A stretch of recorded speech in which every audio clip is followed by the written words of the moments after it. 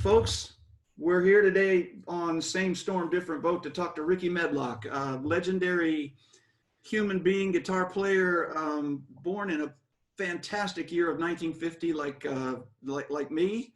So seen some miles over the years. So Rickey, welcome to Same Storm. Well, thank you for having me. It's a pleasure.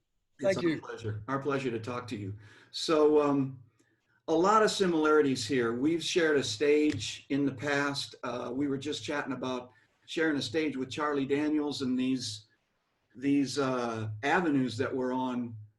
You wouldn't expect Little River Band and Charlie Daniels to pair up well, and it did.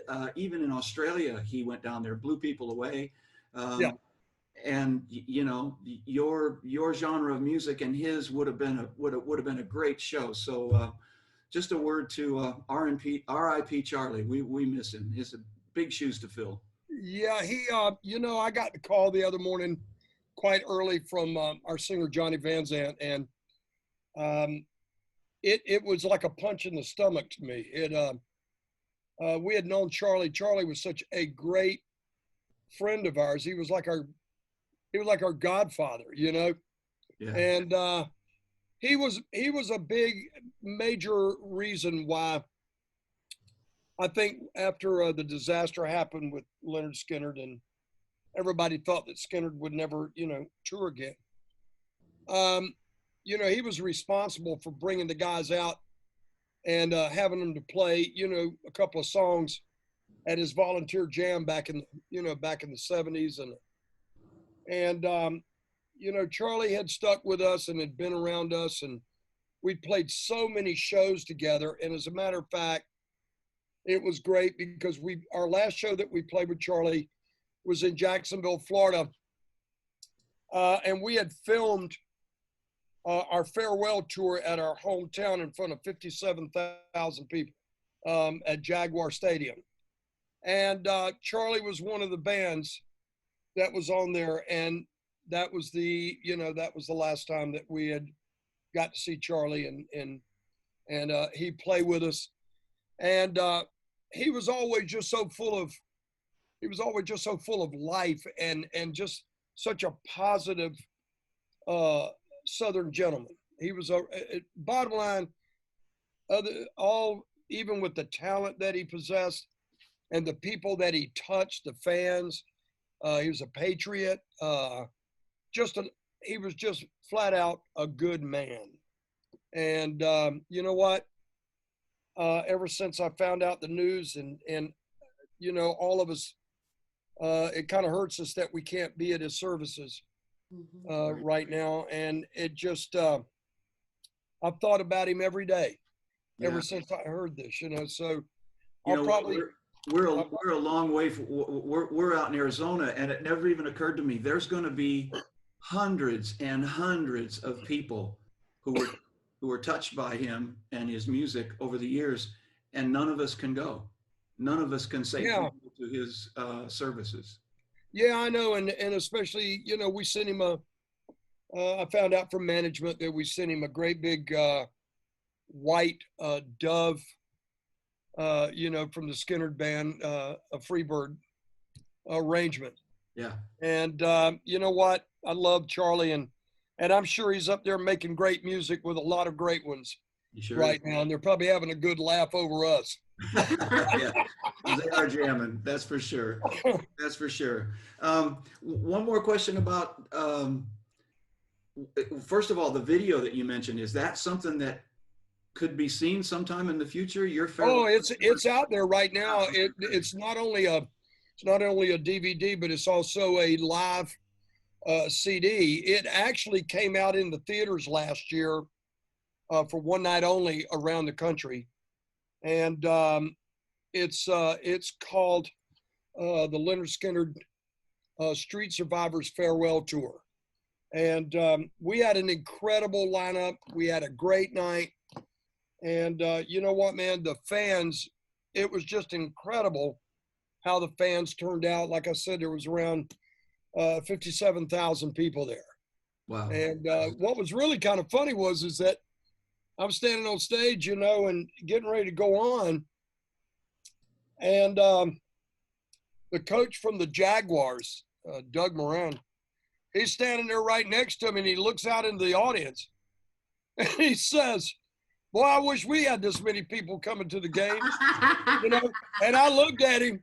I said, "Well, you know what, Doug? You start winning some games, you just might."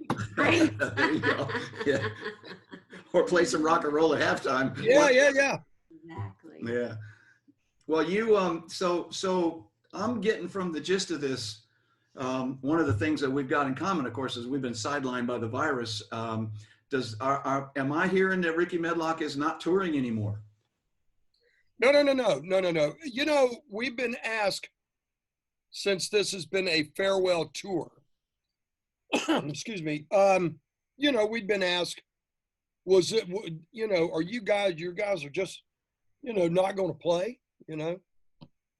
And really what this was all about, it was a farewell to the long touring that we did every year. I mean, we would do, you know, 80 to 100 shows. Yep. And Gary had succumbed to, you know, Gary had succumbed to a heart problems here about probably 12, 15 years ago. And Gary actually ended up having a quintuple bypass. I didn't know there was such a thing. Well, there is, you know it now. And he ended up having that, and went through a series of strokes. And luckily, they weren't bad enough to, you know, to render him, you know, incapacitated, you know. He's been, and I mean, he's a war horse. This guy, man, I get to thinking about everything that Gary has lived through, especially that plane crash, and, you know, back in '77 with the band. And the guy is really, he is just a war horse, man. He's just tough. And he's been out on the road with us, you know, kicking it every year. But finally, back in 2017, Johnny and I had talked about it a couple of times, and we knew that he was getting to the point to where the 80 to 100 shows a year was just wearing him out. Yeah. And you know as well as me, you know, you do 50 shows on the road every year, and you're, you know, when you get home, you're worn out, you know, the dog don't even recognize you. And so, pardon me. So we had talked, and we discussed it on the bus. And I remember we discussed it on the bus with Gary, and thought that it might be, you know, it might be time. Yeah. To call it a day to all the long distance touring, you know. So we knew undertaking this, you know, we had to make concessions about, of course, Gary and even the band and stuff like that. So what we started doing was, in 2018, we started doing we'd leave on a Thursday, do Friday, Saturdays, come home on a Sunday. And we let go of the buses. We were doing, you know, flying everywhere. And that was working. And it made it a lot easier on Gary, and a lot easier on the band. So the farewell tour was meant for not doing that kind of touring. Right. And to shut that down. And this year would have been the final year. I think we had 68 shows booked on weekends. Right. This would have been that final year. After that, we were going to take a year off. Gary, Johnny, and I had formed a little production team and had already started producing some stuff on the band. And that's what we intended to do, was produce stuff on the band for that year, and then put a brand new record out. Mm-hmm. And do kind of like what Aerosmith is doing, you know, stuff in Vegas where you got you set up and you play for whatever long you want to, you know, at one of the premier theaters, a residency out there, and maybe do them in Florida, maybe in, in New Jersey down at Atlantic, Atlantic Beach, or I don't know, Atlantic City. And there's some going in Europe as well. Mhm. So our plan was to come out after these dates were gone, take a year off, put a record together, put the record out, and then do special things like residencies or, corporate stuff or whatever. You know what I mean? Let's call it semi-retire. But for Rickey Medlocke, you know what, man? I kept telling everybody, don't, be careful what you wish for. Retirement is not easy.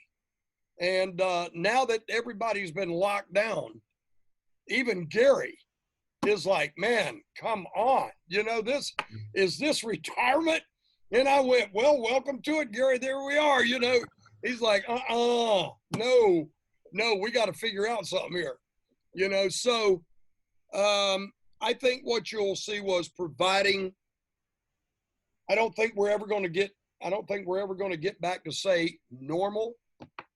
I think our days of normal is kind of gone. I think it's going to be a new way of life, and having to do things the way that we can avoid certain stuff and whatever. But I think that once we get situated to where we all can, yourself and us and your band and everybody, can go back out and play, we're going to be back out. I hope that'll be next year. And I hope Gary, Johnny, and I can get the band back in the studio and continue doing what we were doing, because we were having a lot of fun and good and turning out some really cool stuff. So we will see. You will. I mean, this we're all doing the same thing. We're all now writing for a new, Little River Band record, and that's, at some point we all got to start playing again, even if it's at home making music. So that's the upside of this time, is everybody gets to pull back and take a breath and maybe come up with some new stuff. Well, I when this whole thing happened, this lockdown happened, see, Skynyrd had already just started. We played our first two shows on the 7th and the 8th of March. Yep. Well, I had just been up at my lake house, at our lake house up there with my wife, and it was very weird. I ended up getting sick up there, but it was a different kind of sickness. And I'd never felt nothing like that before. And I told her at the time, I said, I really don't know what this is. Well, understand, I only have one lung. And I got a pre-existing health condition called bronchiectasis that affects my bronchial system. And so right when I felt that way, I started doubling up on everything that I take for my immune system. And I was actually able to pull out of whatever it was. And like I said, it was nothing I'd ever felt before. She, right when I was getting ready to come back to Florida to get ready to start playing the dates, she came down with it and was really bad off. Finally, after about maybe a week and a half, 2 weeks, she was able to pull herself out of it by doing pretty well much the same thing. Mass doses of vitamin C, mass doses of vitamin A, zinc, all the things that, we even take colloidal silver. And, so I started wondering to myself at that time when I got back, wow, it was already coming on strong at that time in the country, right when we went to go play these shows. And I started wondering to myself, I said, I wonder if I actually got it. And my immune system, being what it is, really didn't get full blown in me. And the doctors are saying, my doctors are saying, maybe you did, Rickey. There's a good indication maybe you did, and at some point they were going to test me for the antibodies and just to see, but I have to be really careful. This is unbelievable. And I thought I'd never see anything like this, but as of today, I think I've been locked down for 117, 118 days, right by myself in this house. And because what happened was I was going to go back to Memphis after we played that one weekend. Me and my road manager drove back to Fort Myers from Tampa. And then we were due to go out to Fresno, California and Reno, Nevada and play 2 more shows. Well, that's when the lockdown happened. Mm-hmm. And I was going to come home from Reno back to Memphis, and it cut me off from doing that. And so I've been locked down here ever since, right by myself, kind of, I yell hello and it echoes through the house and meets me the next morning, So anyway, it's been quite an experience. So is your better half up? Is your better half up in Mississippi? She's at she's at the lake house right now with our 2 dogs and all the animals and doing her flowers and taking care of the lake house and stuff like that. So, and I'm down here, and you know what? Thank God for FaceTime. Thank you. I mean, we'll get on FaceTime and just kind of sit the phone down and act like we're sitting next to each other. Tune in the same channel on the TV and go, okay, what do you think about the show? That's funny. But it's been an experience. It really, and see, she also has to be up there because she has elderly parents, and her parents live in Memphis. They're in their 80s, and you know what? I'm glad that she's actually there for them, in case whatever happens, you know what I mean?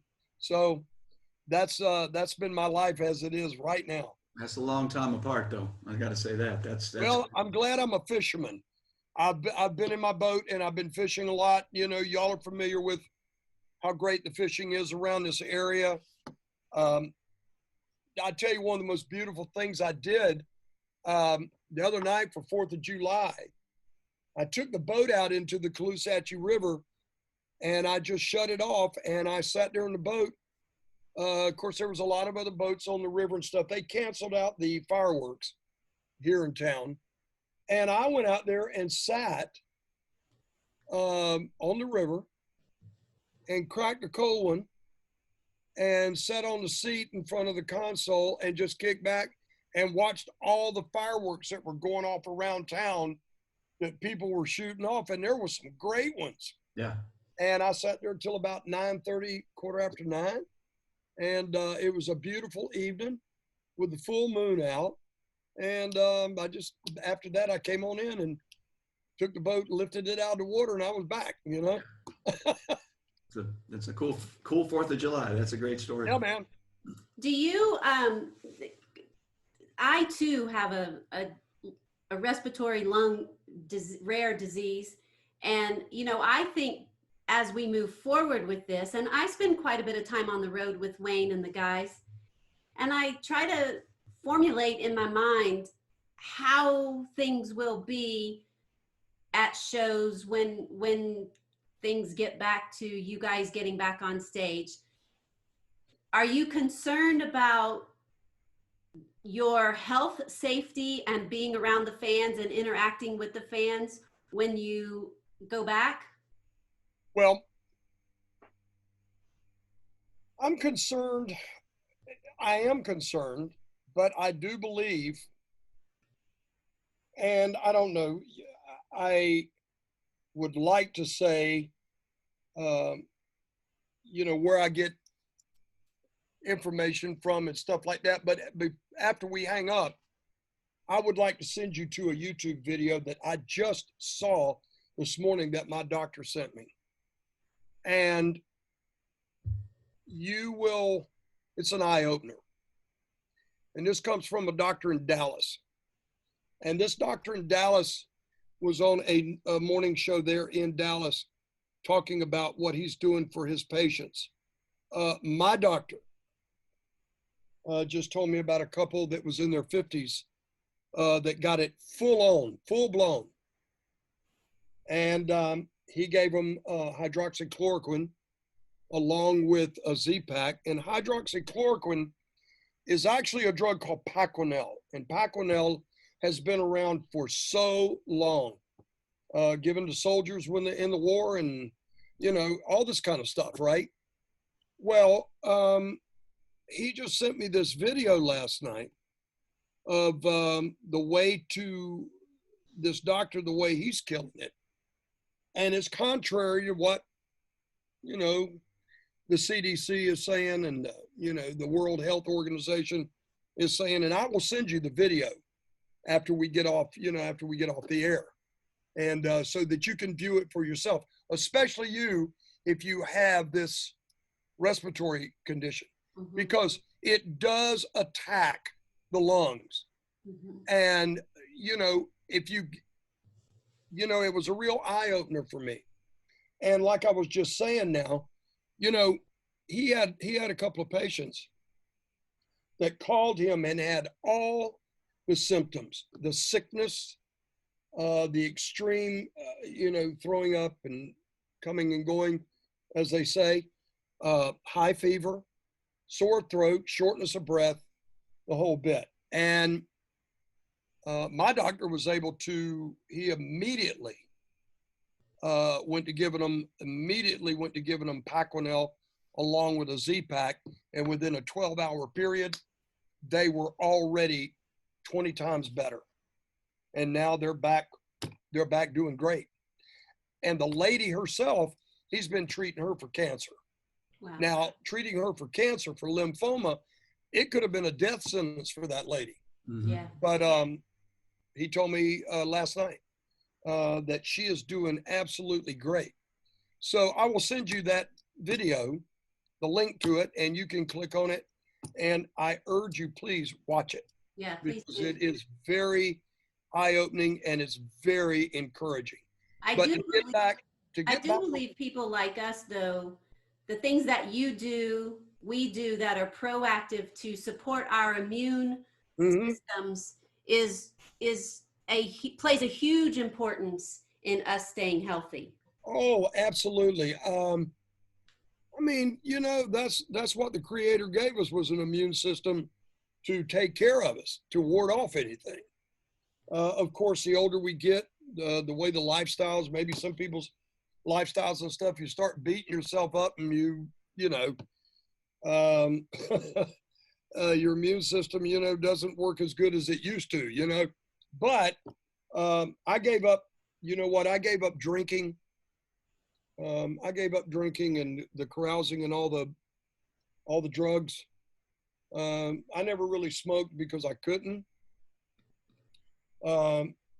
But I, you know, recreational wise, I did my share. And I gave that up many, many years ago when I was in my 30s. And I knew that if I didn't, with my health the way it was, I knew that I probably definitely wouldn't have been sitting here talking to you two today. And you know what? I get on stage, I'm full blown on stage. Of course, I miss going to the gym right now. I love going to the gym. I love working out. I ride my mountain bike. You know, I fish, I boat. I love the outdoors. I love being outdoors. I love the wind. And I'm a Native American. See, I'm over half. I'm about 2/3, maybe 3/4 Native American. My dad's full. My mom's half. And I'm a guy that is I'm big time into spiritualism and the circle of life, you know. And I believe if you take care of this, you know, by what you're supposed to do, it'll take care of you, you know. So it's a two-way street there. Right. And I don't know. I'm going back to your question about, am I concerned? I believe there's going to be things coming within the next couple of months that I believe that we can do. I happen to believe and I'm a guy that doesn't like to trust me, I don't like to get into, like my granddaddy used to say, do yourself a favor. You know, when you're grown, don't get into religion and politics with people, and you'll get along just great. And I've always tried to do that. Of course, there has been times I haven't been able to hold my tongue either, you know, and being a native, indigenous, native mostly, I haven't been able to hold my Indian tongue for a lot of reasons. But I'm a guy that I love people.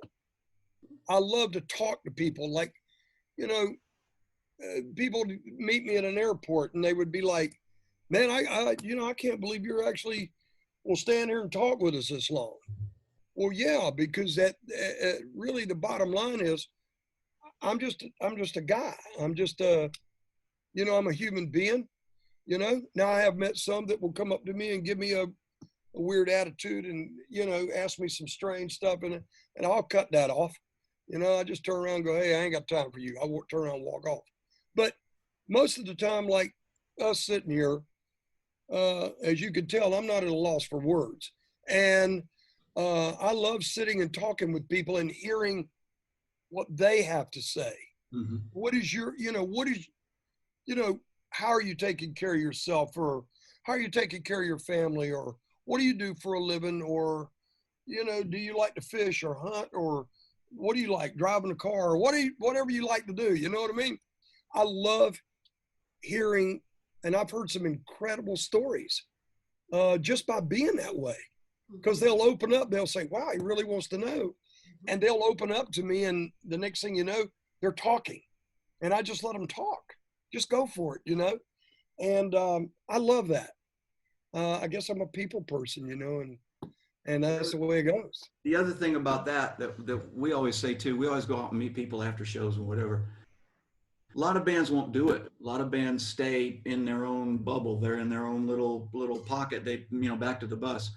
When you start talking to people when they're in that mood, you start to find out what your music and your career and so on and so forth, what that meant to people, and how music's gotten people through good times, bad times, so on and so forth. But you hear these stories and you start to get a feeling of what it means way beyond what you think it means. You know what I mean? It's like we're in our zone and we could just shut off, close the bus door, and drive away. Correct. Hearing it from other people, from all those ranges of emotion and whatever, to me is essential to stay in communication with people that we've performed for and provided music for, you know, all these years. Well, you know, which brings me to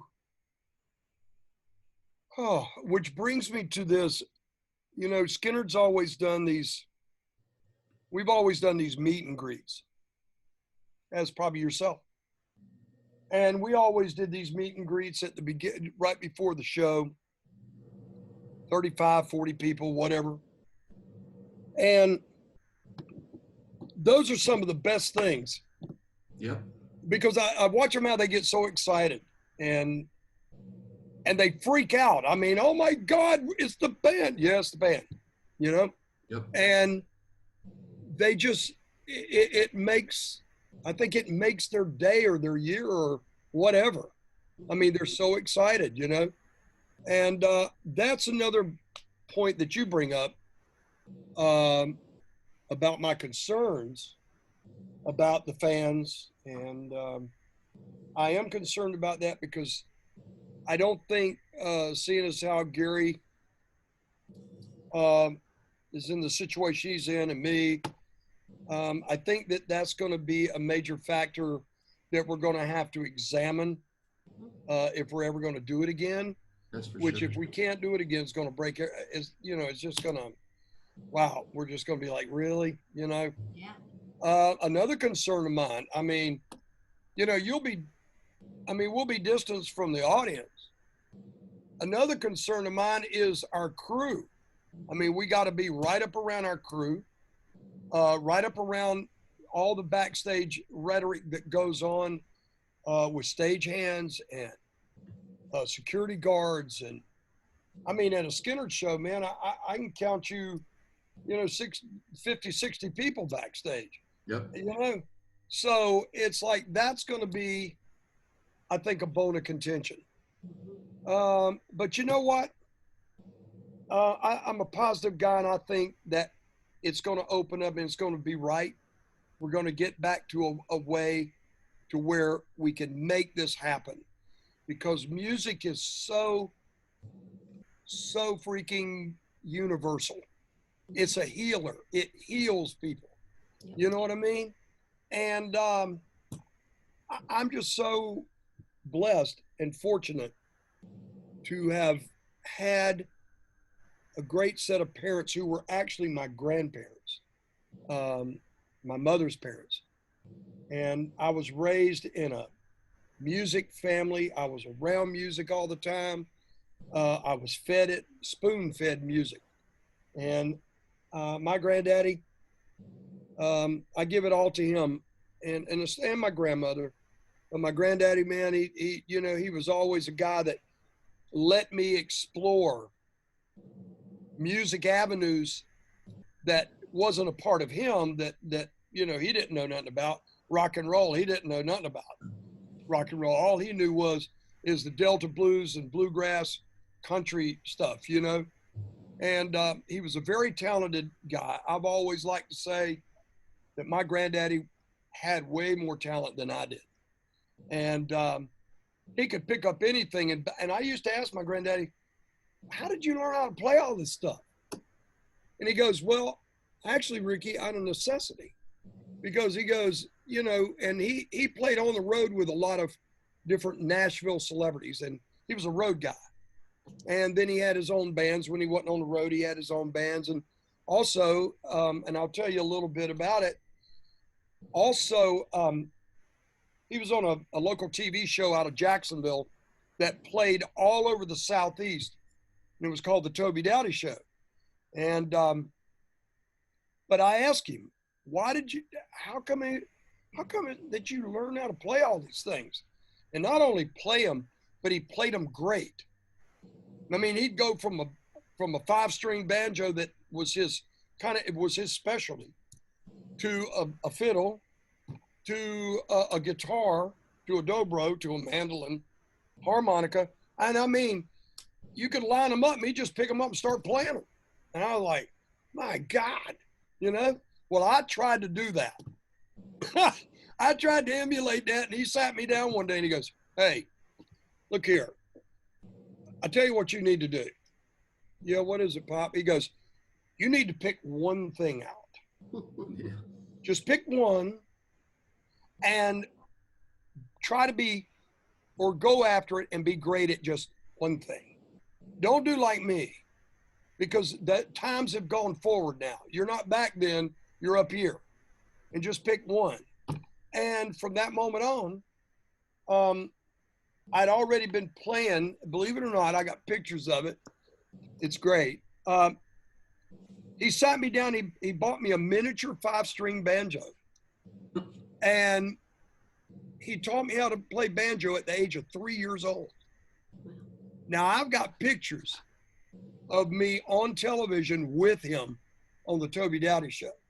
And here, what happened was, he taught me one song, right? He taught me this one song to play with him.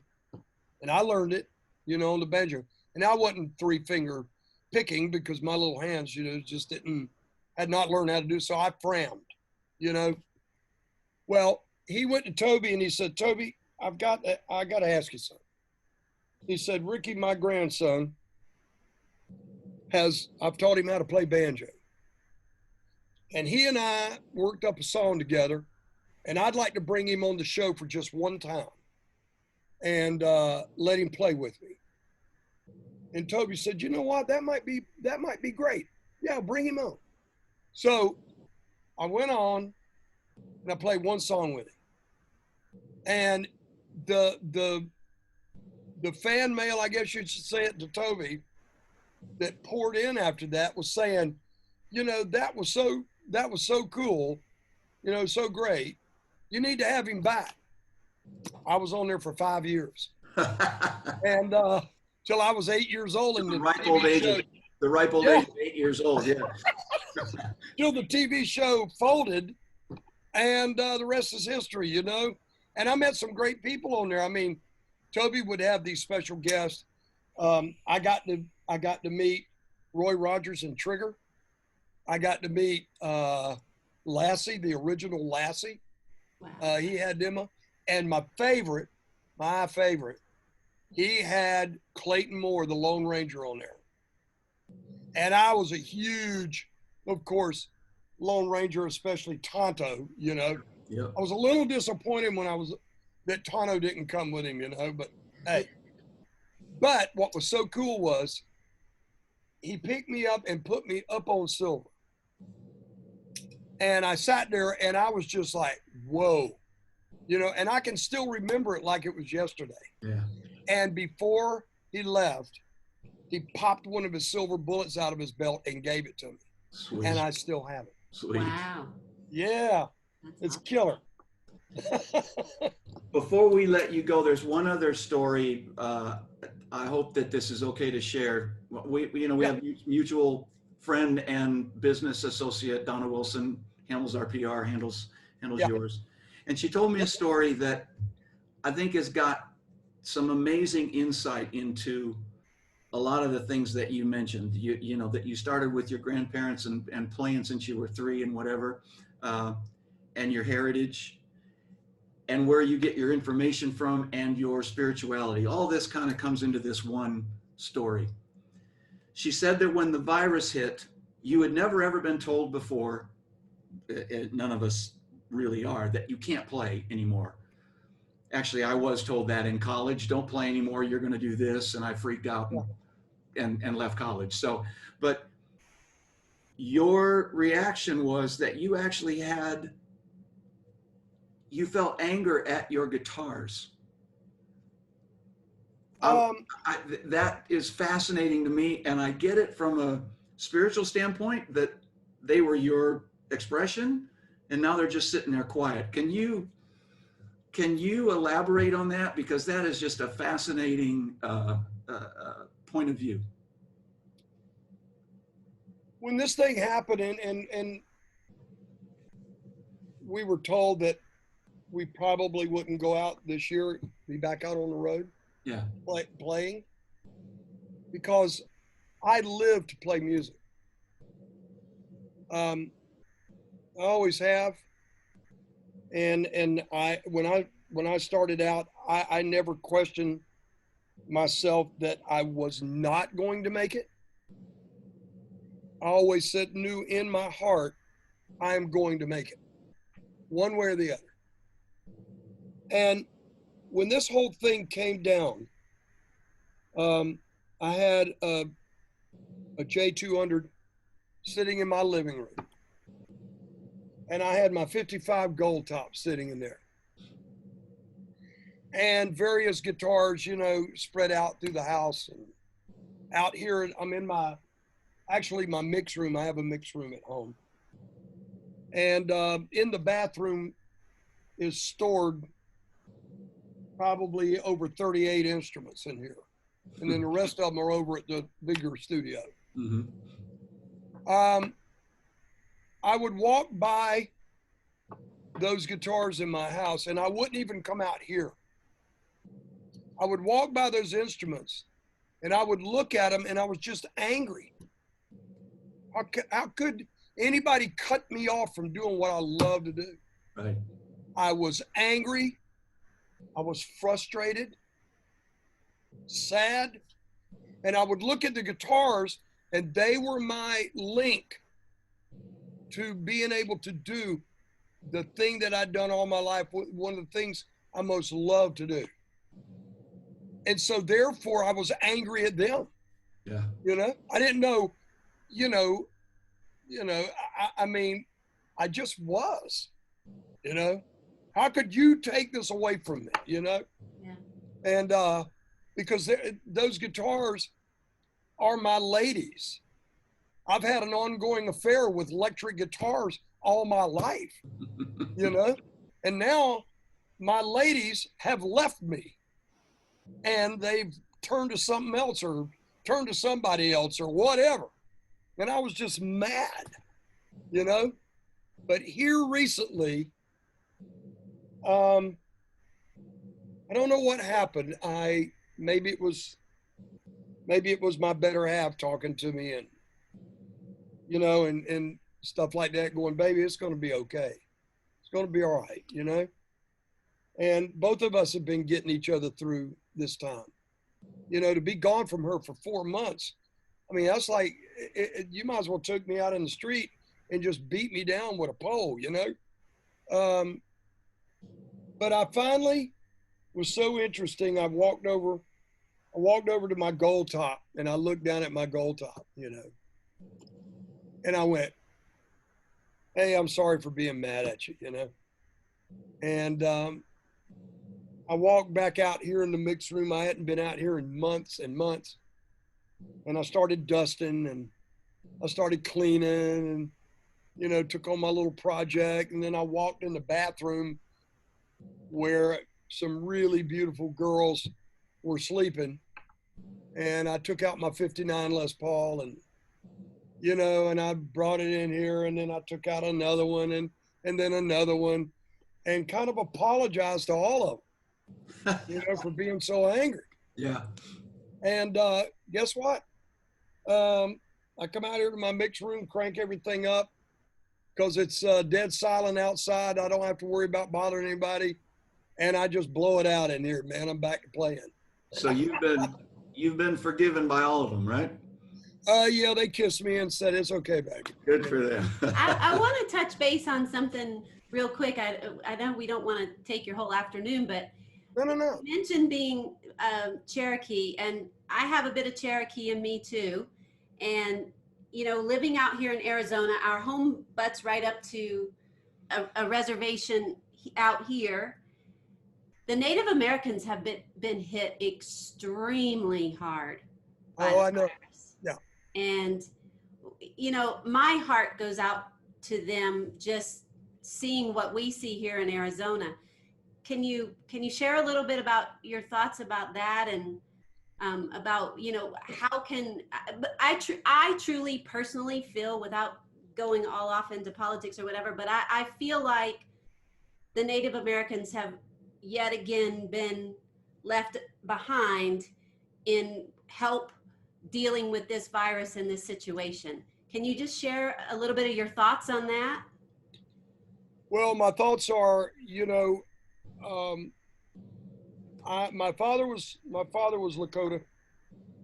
My mother Cherokee Creek, and you know, I found out through friends of mine that are out west. I have a cousin that's I have cousins and stuff on the Comanche reservation in Oklahoma. But when I found out about what was going on the Navajo reservation, Mm-hmm. you know, I thought to myself, here we go again, you know? Natives have lived through a lot, okay? And like you said, not to get into the politics of it all, but I have very strong feelings about the political side of it. I think that I've heard statements from, and I'm not going to say who, but I've heard statements from other people, races. You know, oh, those natives, they never had anything near as hard as we did. Really? And once more, you know, you hear the news, you never hear nothing about natives. Never. It's almost like other people matters instead of natives too, you know? I have been very outspoken about native issues, and I always will, and I'll continue to be.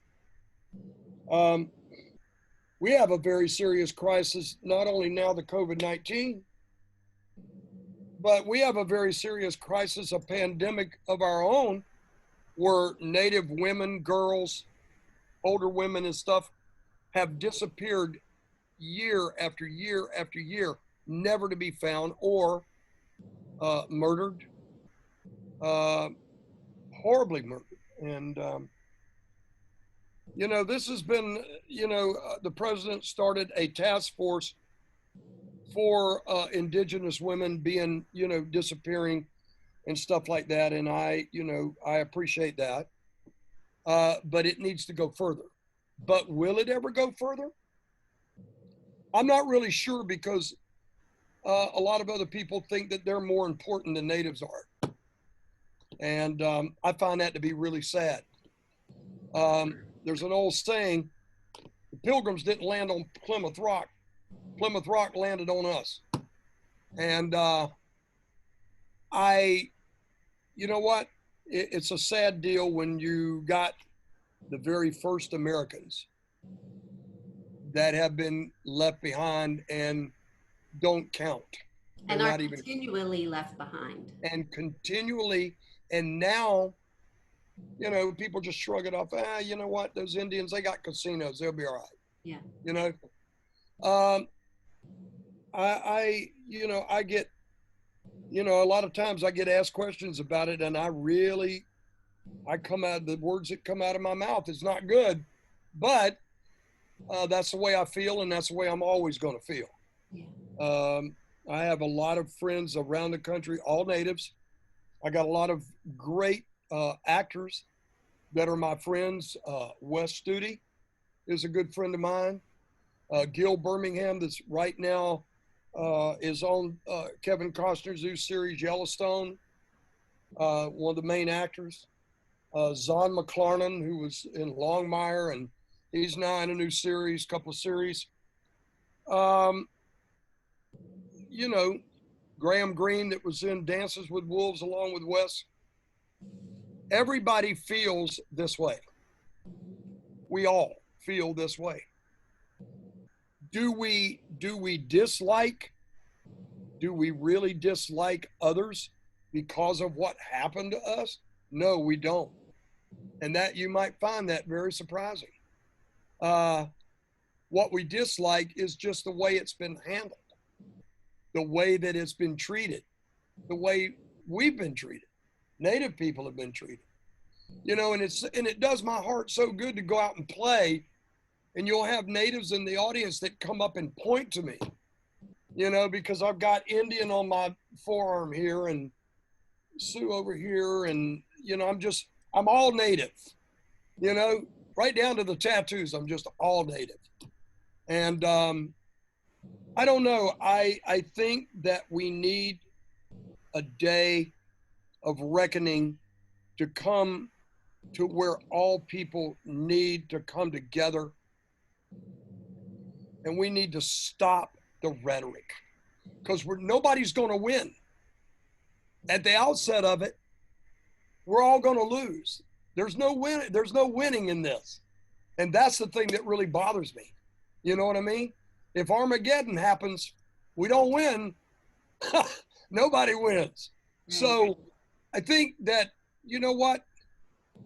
I hate to see where we just can't sit down and talk this thing out. You know, yeah, there might be some arguing back and forth and almost fighting. But guess what? Lay it out there and let's figure out a way to make it right. You know, instead of the way we're going. I have a daughter, 28 years old, just graduated Kent State. She goes, Dad, I don't know what I'm going to do. She goes, I've applied for just about everywhere. And when you know, this COVID-19 thing hits and boom, I'm down. Yep. You know, she lost her job at Verizon Wireless. She was doing great at Verizon. They let go of, I forget how many tens of thousands of people. You know, and I'm watching all this, and she goes, I'm starting to wonder if getting a college education, was it even worth it at this point? Yeah. So I hope for you guys and everybody out here in this world of ours, no matter what your religion is, no matter what your politics are, no matter what walk of life that you are, if you're a carpenter, a bricklayer, a nurse, or doctor, or flat out rock musicians like ourselves. You know, we need a day of understanding and coming together. It's got to happen, or we're going to be in trouble, people. You know? I wonder what it's going to take, and I totally agree with you 100%. That day of reckoning has got to happen, and people got to stop hurting each other because Yes. because of our divisions. And that day of reckoning needs to include everyone that lives in this country. Yes. Yes. Everyone. It It needs to include everyone. Yeah, absolutely. Everyone. Yeah. Rickey, thank you for joining us. Hey. It's fascinating talking to you. I cannot wait for the next Skynyrd show, even a Blackfoot show. If you were going to go sit in, I'd be there. I hope to see you with your ladies on stage making music again. Yeah. Man. Well, listen, thank you for having me. This has been great. I enjoyed it, and it's great meeting both of you. Nice finally. Same Yeah. here. And you know what? Maybe we'll do it again sometime. But in the meantime, be well, be safe. And you know what? My heart goes out to everybody. Absolutely. Same. Take care. Stay well. Take care. You bet. Bye-bye.